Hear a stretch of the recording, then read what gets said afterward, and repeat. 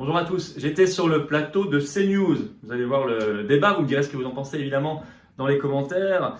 C'est bien, on a un débat, il faut parfois recadrer les choses parce qu'il y a les contre-vérités covidistes, macronistes, mais je pense qu'il faut dire les choses telles qu'elles sont. Je me suis évertué en tout cas à le faire et j'ai notamment défendu l'honneur des millions de Français insultés par Macron, insultés par les médecins de plateau de télé et notamment les manifestants et tout le monde. Voilà, je vous attends à ce sujet. Bien évidemment, ce samedi 15 janvier, rendez-vous à Paris, 14h, place du Trocadéro, avec nos drapeaux français, notre énergie dans la paix. Faites venir des gens qui n'ont jamais manifesté. Il y a plein de monde en ce moment qui se réveille, des gens qui refusent la 3e dose, des gens qui sont inquiets pour leurs enfants, des gens qui veulent tout simplement vivre dans un pays normal, libre, où il fasse bon vivre. Eh bien, vous les ramenez. Pour cette fois-ci, d'ailleurs, cette semaine, il fera beau, a priori. C'est quand même très agréable. Voilà, donc je vous attends. Et partout en France, vous allez sur les-patriotes.fr. Vous voyez ce que nos référents, adhérents, militants, bénévoles organisent encore une fois cette semaine. D'ailleurs, bravo à eux. Profitez-en pour vous abonner à cette chaîne YouTube. On est quasiment à quelques encablures les 300 000 abonnés, c'est gigantesque. Ensuite, on se fixera d'autres objectifs. Je compte sur vous. Une seconde, hop, vous êtes abonné. Vous en profitez pour appuyer sur la petite cloche pour recevoir les notifications des nouvelles vidéos. Merci d'avance. Et puis, je vous attends, patriotes. Ça, c'est la carte orange. C'est super important. C'est super important pour vous, pour ne pas rester seul. C'est très important pour vous, pour vous dire, je suis dans le combat. On ne reste pas comme ça, désespéré, tout seul chez soi, en se disant on ne peut rien faire. Bien sûr qu'on peut toujours faire. Le pouvoir est très désemparé par l'hypermobilisation des Français en ce moment et les gens qui sont en train d'ouvrir les yeux. C'est le moment de nous rejoindre dans ce combat-là. Nous, on organise un cadre collectif. Le lien pour adhérer aux Patriotes ou reprendre votre adhésion annuelle, c'est le même lien. Ce lien est sous la vidéo en description. Il est également en lien en commentaire épinglé et il sera en lien en fin d'interview en cliquant directement sur l'écran. Pensez-y, c'est dans quelques minutes. Voilà. Sous la vidéo en description, un autre lien pour faire un don de soutien aux Patriotes. Oui, à l'Union sacrée, à la résistance tout entière. L'Union sacrée, on en reparlera dans les heures et les jours qui viennent. Le don, voilà, le lien est sous la vidéo en description. Adhésion, réadhésion, dons sont défiscalisés aux 2/3 pour vous. Pensez-y, à qui vous donnez l'argent, à la cause ou à Macron? À vous de réfléchir à ça. Je pense que ce sera vite vu. Merci, bravo d'avance aux donateurs, aux personnes qui reprennent leur adhésion annuelle. Bienvenue aux nouveaux adhérents. On se bat tous ensemble dans cette grande famille pour la France, la liberté, la souveraineté, les enfants, l'avenir. Bienvenue d'avance. Allez, bonne émission. À bientôt. Vive la France. Et là aussi. Maintenant, Monsieur Philippot, moi je vais vous dire quelque chose. J'ai beaucoup de respect pour vous. Vous êtes une personnalité politique au niveau national. J'ai très mal quand je vois à côté de vous une Martine Vonner, c'est pas votre cas, ou un Francis Lalanne, ou un Baffy, enfin je sais pas. Mais monsieur, non, comment il s'appelle? Bigard. Non, Francis Bigard, pardon. Bigard, pardon, je m'excuse auprès de ma fille. Francis Lalanne, non mais j'ai vu Martine Vonner. Franchement, c'est pas de votre niveau. Elle veut pas venir à la manif. Écoutez, c'est pas de votre niveau. Je vous dis, je dis pas que vous êtes complotiste. C'est pas de votre niveau. C'est un point important au-delà de ça.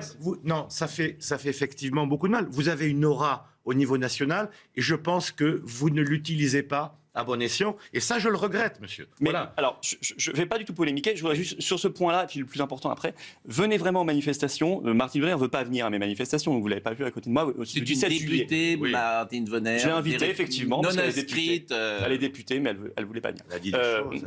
Au-delà de ça, venez aux manifestations. Je donne surtout la parole à des infirmières, à des restaurateurs, à des étudiants, à des artistes. Nous l'avons fait d'ailleurs samedi dernier. Il y avait énormément de monde. Et des gens qui sont de terrain, des gens qui ont été suspendus parce qu'ils n'ont pas fait leur injection le 15 septembre, etc., qui sont dans une situation terrible et qui pourtant gardent la tête haute et se battent pour l'intérêt général. Ce sont des gens absolument remarquables et respectables. C'est ça que je donne, c'est à eux surtout que je donne la parole dans les manifestations, depuis 14 mois. Deux, sur l'hôpital. Pas depuis 14 mois, les manifs passent anti-satellitaires, c'est depuis octobre. Octobre 2020. Octobre 2020. Octobre 2020. Ah oui, tous les samedis depuis octobre 2020. Ah bien sûr, moi j'ai pas eu un samedi entre parcs en manifestation. Et je pense qu'au moins ça a permis à des gens de pas sombrer dans la dépression. Parce qu'on s'y retrouve, on voit des gens humains, etc. Et ça faut le dire, sans violence. Aucune violence. Ces manifs, non mais il faut le dire. On nous met même aucun policier. Oui, tellement il n'y a pas de violence. Voilà, il n'y a rien. Deuxièmement, sur l'hôpital, le problème c'est qu'on a fermé 100 000 lits en 25 ans. Et vous le savez. Alors on va dire tout ce qu'on a dit. Non, c'est vachement important. Parce que j'entends le discours de M. Véran, pas le vôtre. Allez, on avance. Attendez, M. Pro, juste un mot. C'est vachement important pour l'honneur des gens. Oui. On dit c'est la faute des non-vaccinés si aujourd'hui il y a embolie, on vous déprogramme votre opération, etc. C'est faux. C'est faux. Parce que s'il y a 4000 personnes aujourd'hui en réanimation, qu'il y en avait 4000 l'an dernier, à l'époque, il y avait 0% de vaccinés. C'est une vraie question que vous Donc posez, ça mais veut je peux dire pas que y c'est répondre. statistiquement impossible. Et s'il y a des problèmes de lit, c'est qu'on en a fermé. Protocole. Non, on avance. Donc voilà, c'est pas très compliqué cet état d'esprit-là. Pourquoi est-ce qu'on n'y arrive pas? Mais parce que vous pensez... Vous qui avez fait une grande école de l'administration, pourquoi on est sous le coup de règlements qui n'ont pas de sens? Non mais moi je refuse l'idée qu'ils sont juste dans l'erreur depuis 2 ans. Il faut arrêter aussi. Vous faites Il n'y a pas que ça le problème des enfants. Vous faites une vision complotiste. Vous pensez qu'il y a un but dans tout cela? Ils ont un but, oui, ils ont un objectif, bien sûr. Ils ont une politique, ils ont une stratégie. Mais moi je crois pas. Je crois que c'est le système, c'est non, je crois pas du tout, moi. Mais c'est non, mais je pensais qu'il y a des erreurs, de la négligence, etc., des bêtises. Mais il n'y a pas que de l'incompétence, il n'y a pas du tout que ça. Sinon, on serait sorti de cette folie depuis bien longtemps. Le kiff d'un énarque, c'est de fermer le pays. Il n'a pas de but, mais ça, il contrôle tout, c'est tout. Il y a des pays où il n'y a pas l'ENA, ça se passe exactement de la même manière. Tout contrôler, c'est un but. Tout contrôle, oui, mais pas pour des raisons. Tout contrôler, créer une société de la peur, de la division. Et derrière, n'oubliez pas une chose, le pass vaccinal à New York a été baissé à partir de 5 ans. Les gamins de 5 ans pour aller dans n'importe quelle activité, faire du sport, faire des jeux, aller au resto avec leurs parents et tout. C'est pareil, le vaccin obligatoire. Derrière, vous avez des intérêts économiques, vous avez des sociétés qui poussent. Et ça, il ne faut pas faire croire que moi, je ne crois pas ça. Mais bon. Moi, je crois totalement à ça. Je ne crois pas que la politique soit hors sol des intérêts économiques. Moi, je pense que dans tous les domaines, l'administration, elle impose ses dictates. C'est vrai dans cette crise, mais c'est vrai chez les restaurateurs, c'est vrai quand la construction du logement, c'est vrai partout. C'est-à-dire qu'elle est... elle est là partout. Vous avez raison, elle aime bien créer des normes, mais cette crise, elle n'est pas que française. Ne l'oubliez pas. Il y a des pays qui font comme la France, il y a des pays qui font pas du tout comme la France. Il y a des pays où les gamins... En Occident, les pays sont les mêmes. Il y a des pays... En Afrique, c'est différent. Non, il y a des pays, par exemple en Suède, etc., ou des États aux États-Unis, où il n'y a pas du tout de masque pour les gamins à l'école, où ça se passe pas du tout comme ça, et où il n'y a pas du tout une explosion d'épidémie. Je voudrais juste dire un mot sur les enfants, parce que c'est extrêmement important. Vous me dites, madame a raison, et oui, elle a totalement raison. Nous, grâce aux manifestations et des parents d'élèves qui se sont rencontrés, ils ont créé l'association de défense des élèves et étudiants. Ils manifesteront, mais pas du tout pour demander plus de protocoles. Ils vont manifester pour demander la fin de tout ça. Plus de masques. Arrêtez cette espèce de je suis d'accord avec vous, mais l'épidémie de tests. Alors, pourquoi toutes les parents... Est-ce que je peux juste finir Excusez-moi, je mais c'est toujours long. Non, c'est pas long du tout, c'est parce que vous me coupez tout le temps. Ce sujet est fondamental. On a sacrifié l'instruction des gamins. On ferme des classes, 10 000 classes en ce moment. On crée des dégâts psychologiques majeurs. Par ailleurs, la phrase que vous venez de redire, qu'on a entendue dans les clips gouvernementaux, toi, l'enfant, si tu mets pas ton masque, tu vas tuer ton grand-père ou ta grand-mère. C'est une folie de faire passer ce genre de message. On va créer des dégâts psychologiques, des psychoses majeures chez ces gamins. En plus, c'est faux. En plus, c'est faux. D'abord, on ne le dit pas comme ça. Je dis, c'est exactement ça. Vous l'avez dit comme ça. On ne le dit pas comme ça aux Si c'est enfants. dit comme ça, Vous êtes en train d'organiser un monde entre les bons et les méchants. C'est beaucoup plus compliqué que ça. C'est beaucoup plus compliqué que ça. Non, arrêtez. C'est ce que vous avez dit. Vous avez dit, je préfère que un enfant ait un masque plutôt qu'il transmette le virus. Je dis que je ne le dis pas comme ça aux enfants. Mais c'est pas qu'on on ne le dit pas comme de dire ça. Il faut retrouver une école totalement normale, tout retirer à l'école, retrouver la vie, vous êtes en train de tout caricaturer. Mais Pascal, il caricature y compris. pas. Retrouver la vie et l'instruction. Moi, je suis sur cette ligne-là. La seule personne qu'on peut écouter ce matin, c'est madame, effectivement, parce qu'elle a une véritable expérience de ce qui se passe. Bon. Mais vous n'allez pas me raconter que tout d'un coup, vous avez découvert la vérité par rapport à vos petits-enfants, c'est ça? D'abord, j'ai pas de petits-enfants. Oui, ben voilà. Donc, mais je suis sur la même ligne depuis des semaines. Je dis que ce qu'on impose aux enfants, les empêchant de faire de sport, le pass vaccinal qui est entre 16 et 18, c'est-à-dire que entre 12 et 16, c'est pas aussi simple que ça. Mais si, c'est simple. Il y a les enseignants intelligents qui savent gérer ça d'une façon différente. Il n'y a pas d'enseignants intelligents quand tu as ton masque toute la journée. Mais si, il y a des enseignants qui enlèvent le masque aux enfants, capables de gérer leur classe différemment. Et ensuite, ils sont dénoncés par des parents d'élèves. Ça arrive effectivement. Ils sont dénoncés par des parents d'élèves, traumatisés par la peur. Bien sûr, il a raison. Et il y a de la délation dans notre société. Exactement, tu crées un état de délation. Il a parfaitement raison. Je suis désolé de vous le dire. Mais Laure, vous restez avec nous. J'ai décidé que vous allez être Laure ou la vraie vie. Tous les jours, on aura Laure ou la vraie vie. Parce que c'est vrai, j'entends des médecins, on entend... D'ailleurs, vous devriez, vous, les parents d'élèves, c'est toujours le problème de la majorité silencieuse, vous manifester dans la rue. Vous, tous se regrouper pour dire on ne veut plus de masques pour nos enfants à l'école. Ah oui, mais vous n'êtes pas assez nombreux. On essaye de faire. Mais il est possible que vous ne soyez pas non plus majoritaire, Laure. Il est possible que vous, dans votre position, il y ait dans la classe des parents qui aient peur et qui imposent. Moi, paraît-il qu'il y a des enfants de 6 ans qui font la chasse à leurs petits copains parce qu'ils n'ont pas mis leur masque. Autour de moi, les parents d'élèves, on est plutôt, en tout cas, ils sont plutôt pour le retrait du masque et qu'on laisse un petit peu vivre nos enfants et que dans cette crise maintenant, ce soit de nos enfants dont on parle. Bon, il y a une pétition de Marie-Estelle Dupont, elle me fait passer un message. Donc, signez la pétition de Marie-Estelle Dupont pour les masques à l'école. La publicité, la pause, à tout de suite.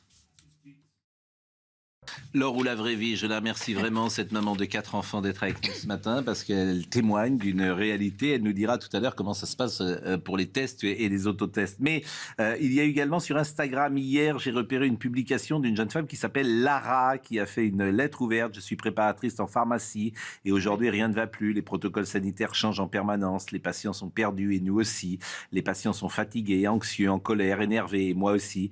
On ne peut pas tout faire. On ne peut pas tester une école entière à 19h parce qu'il y a un cas positif dans toutes les classes, ça a changé. Je suis devenue celle qui fait pleurer les enfants pour les tester coûte que coûte. Les enfants pleurent, se débattent, hurlent à la mort, sont maintenus de force par leurs parents, eux aussi à bout. Parfois, je refuse de tester un enfant dans ces conditions et c'est alors que le parent me supplie en pleurant de tester et d'infliger cette souffrance à son enfant, sinon il ne pourra pas retourner à l'école et le parent doit travailler, donc l'enfant doit aller à l'école le lendemain. Parfois, l'enfant est positif et je vois alors des parents paniquer, pleurer, gronder, punir et menacer l'enfant qui n'a pas fait assez attention à l'école. Parfois, je dois refuser de tester parce que je n'ai pas le temps. Parfois, je me fais assaillir, insulter dans tous les noms, l'impression d'être jeté en pâture au loup parce que je dis non, etc., etc. Ça, c'est une publication. C'est ça le réel. C'est ça. Et franchement, je reproche à la presse, aux médias de ne pas donner ces paroles-là. On ne les entend pas. On n'a que les médecins en plateau, que les administratifs, que les politiques. La réalité du terrain est pas ou peu donnée au nom du politiquement correct, au nom de l'idéologie dominante. Ben oui, il faut entendre toutes les conséquences des actes qui sont pris au plus haut niveau. Peut-on vivre avec le virus? Voyez le sujet de Valentine Leboeuf. De nombreux infectiologues l'affirment, il sera possible de vivre normalement avec le virus. Mais tout dépend de la situation dans les hôpitaux et notamment de l'impact du nouveau variant sur les services de réanimation. Selon ce professionnel, il faudrait encore patienter 2 à 3 semaines pour être fixé. Nous sortons, j'espère, de la vague Delta et se superpose la vague Omicron, que nous ne connaissons pas bien en termes d'évolution clinique. Si les résultats sont satisfaisants, la France pourrait assouplir ses mesures comme le fait Israël.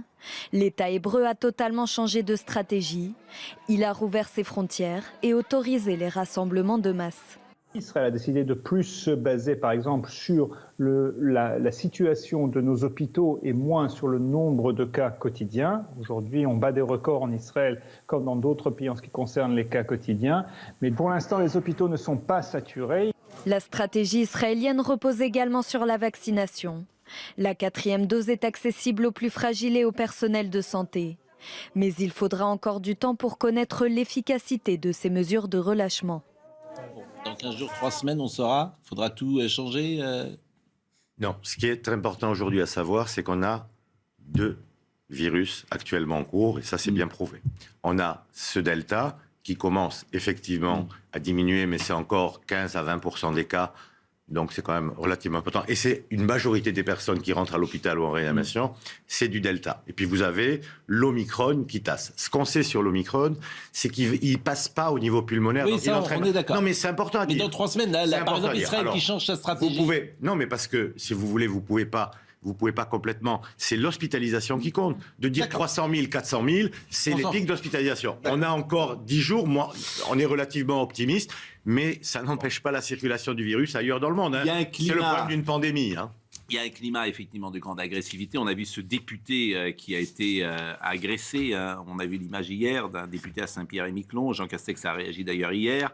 C'est le député Stéphane Claireau. Il a été agressé devant son domicile dimanche par plusieurs dizaines de manifestants protestant contre le pass vaccinal. C'est une vidéo amateur, je pense qu'on va la voir d'ailleurs, qui a été diffusée sur les réseaux sociaux. Et on voit le député être la cible de jets de projectiles. Bon, vos manifs, chaque samedi, jeudi, elles se passent plutôt bien. Tous les samedis depuis 2 ans. Simplement, il y a une forme d'agressivité qui existe sur le terrain. Comment dire est-ce que vous avez senti quelque chose de plus agressif après les déclarations du président de la République? Non, mais les gens sont remarquables. Qui agresse? Qui agresse? Qui vient à la télé, chef de l'État, président de la République, dire « je vous emmerde » ? Jamais vu.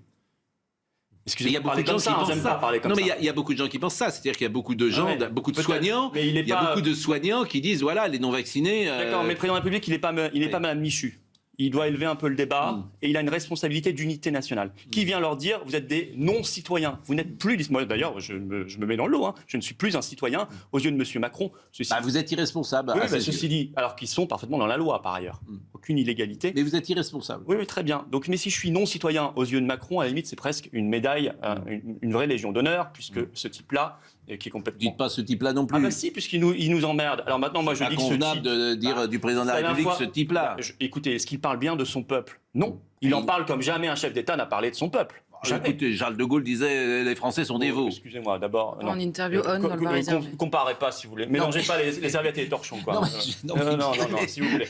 Non, pas là, et puis là... Il disait les Français sont des veaux. Pas le 10e étage et le 36e. Là, c'est que les non-vaccinés. Alors, donc ça, qui publie des tribunes de manière irresponsable, JDD, Le Parisien, en disant il faut plus soigner les non-vaccinés. Puis ensuite, on a des débats à la télévision. Mais non, faut pas. Excusez-moi, laissez-moi terminer, je sais que ça vous dérange. Je peux dire 2 mots là-dessus tout de même. Des débats à la télé, on va plus les soigner. Je cite, attendez. Anastasia Colosimo. Non, mais il y a des gens qui ont voulu. Non, Laissez terminer, je vous donne la parole. Anastasia Colosimo, politologue, qui vient sur un plateau d'une autre chaîne d'infos et qui dit dans un rire si on laisse mourir les non-vaccinés, ce sera une forme de sélection naturelle.